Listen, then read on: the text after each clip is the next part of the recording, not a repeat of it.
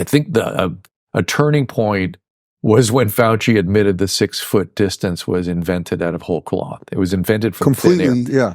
And I knew that 2 years ago by talking to all these canceled doctors. And I talked to a guy named Paul Alexander 2 years ago, who was in the room when Redfield, that was made the decision. He goes, Dr. Ray, why 6 feet? There's an aerosolized virus. It'd be 30 to 60 feet, certainly 10 feet. And they actually agreed on maybe 10 feet. They took 10 feet to the White House, and some political operative said, well, no one will ever agree to that. Let's just say 6 feet.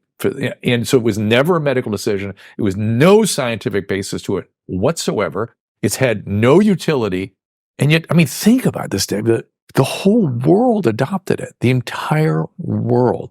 That to me is the really astonishing part about that experience of COVID, that the lockdown was adopted by the world, 6 feet was adopted by the world, masks were adopted by the world, with none of it being considered for risk-reward analysis, like what might happen as a result of this. And it was obvious to me there was going to be horrible mental health consequences. It was obvious. Yeah, I want to get to that. Obvious. Or is there any medical data to support this? You were crushed if you tried to have that conversation. That's going to start to come to light for people.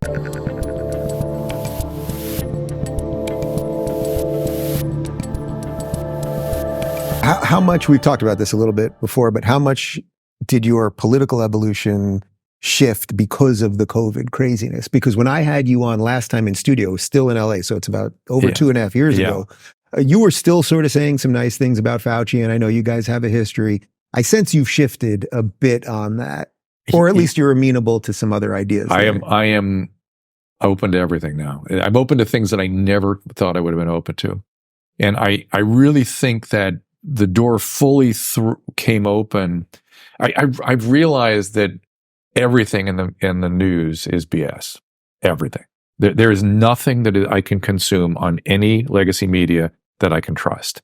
And that is shocking, and that's disturbing. And it makes you wonder how long it's been going on for. And I'm concerned it might have been a very long time. Yeah. Was there a straw that broke the camel's back on that specifically? Yes. Yeah. I was going to tell you that my interview with my first interview with RFK Jr., he was so reasonable and so smart and so many interesting ideas and enlightened me to this cozy relationship between the regulators and the pharma companies, which I really wasn't aware of. I mean, I can't let a pharma company representative into my office to give me a pen with a drug name on it, and yet those guys are living together and cross-pollinating jobs. I mean, that's mind-boggling to me. Yeah. So, and that he had a very sensible, didn't necessarily fully agree with it, but a sensible idea about vaccine research that he would like to push forward. Not that vaccines are bad. His family's all vaccinated. My family's all vaccinated. And at the end of that interview, he said something to me. I've met him now many times since then. He goes, "Oh my goodness, Drew, you are so courageous to talk to me." And I thought, it blew me back in my chair. I thought, I need courage to have a conversation with an adult in a public setting. And he was right. This is a time where I didn't realize how much speech was being suppressed, how much was being manipulated, how much. Then what happened after that was the Twitter files, and I started seeing what's going on, and it's just been to me this is all reprehensible. And what has happened as a result, I don't think I've shifted my political views. I've just really I never imagined I'd be in this point in my life at this age and place in my career. Freedom and freedom fighting and the courage to stand up for it have been the most important thing in my life right now. And that's crazy. Yeah. That is crazy. I live in the United States of America and I have to worry about freedoms. I have to fight for freedom. That is an insanity. And I'm hoping it's something that will pass soon. Yeah, well, there's a far less chance they're going to put you in a gulag in the free state of Florida rather than the communist Come to Florida. Of California. All right, I've sold Florida enough. Understand. What do you think psychologically? This is one of the things I talk about on the show a lot. Yeah. That basically psychologically now, if you are somebody that watches corporate press and you pretty much think that is true, and then you're someone that maybe watches this or Rogan or you or just that mix of people, RFK in there too, of course, that your worlds are so different now that psychologically as a nation, how do we put that together? Like you could literally be basically living in a completely different world than your neighbor. That is what we are doing. That's what's happening right now. And it actually makes me sad because it prevents any kind of discourse and conversation. I can feel their stomach muscles tightening up when I just try to have a conversation. And that's so disturbing to me. I guess I think what's going to happen, I think enough sort of slowly uncovering of how much distortions have gone on and how arbitrary and capricious and dangerous and horrible consequences these decisions have had. It's going to come to light. I don't know if it's going to be that there really are excess deaths. I'm worried that there are. If there are, that's going to keep happening, and we're going to see something. I don't know if it's COVID. I don't know if it's COVID plus vaccine, but these conversations will evolve with time. And eventually, I think people will start to go, oh, I'm starting to see a bigger picture. I think a turning point was when Fauci admitted the 6-foot distance was invented out of whole cloth. It was invented from completely, thin air. yeah. And I knew that 2 years ago by talking to all these canceled doctors. And I talked to a guy named Paul Alexander 2 years ago, who was in the room when Redfield, that was made the decision. He goes, Dr. Ray, why 6 feet? There's an aerosolized virus. It'd be 30 to 60 feet, certainly 10 feet. And they actually agreed on maybe 10 feet. They took 10 feet to the White House, and some political operative said, well, no one will ever agree to that. Let's just say 6 feet. And so it was never a medical decision. It was no scientific basis to it whatsoever. It's had no utility.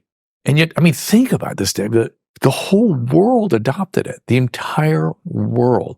That to me is the really astonishing part about that experience of COVID, that the lockdown was adopted by the world, 6 feet was adopted by the world, masks were adopted by the world, with none of it being considered for risk-reward analysis, like what might happen as a result of this. And it was obvious to me there was going to be horrible mental health consequences. It was obvious. Yeah, I want to get to that. Obvious. Or is there any medical data to support this? You were crushed if you tried to have that conversation.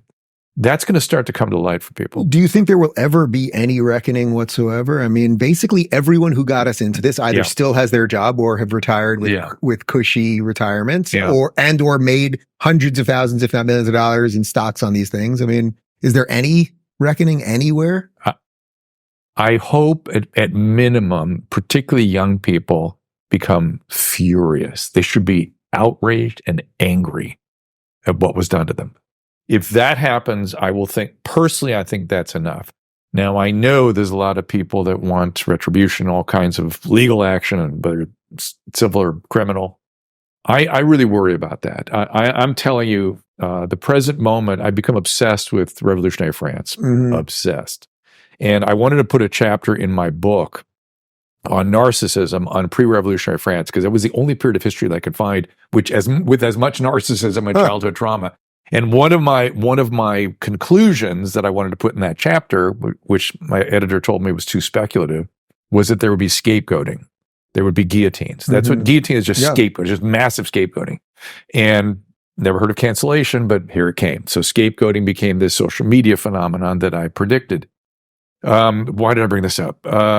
So the problem is that if you pull people up on the guillotines just keep going, and eventually everybody goes. It's a mathematical certainty of scapegoating. Eventually, everybody. First it was the Jacobins, then it was the Sans-Culottes, and then it was the Royalists. Everybody goes on the guillotine if somebody doesn't say stop. So what all right, so if that's not possible or not realistic, or you're sort of afraid of what the end game and by the way, the other part is that you'll never get to the truth. Right. Because people will be so defensive and scared, they're not going to come forward with what actually happened. So I want the truth out. That's the most important thing. So would the bigger problem then be that the pharmaceutical companies seemingly have done none of that internal research or investigation or anything, right? Like, as far as I can tell, they're still into all of this, and WEF is talking about disease X and the rest of it, like, that it all just kind of come around again. Well, that's the great risk, right? I don't think people will put up for it. I think that there's enough outrage. I think they will. Oh my God! If I think that's they will. True, I think they would just say, no, this is the real one. We did screw up on COVID, and a lot of it was wrong, but this one, it's 10 times worse. And they're going to show you a video from China, some guy wigging out on the floor, and I think people would do it again.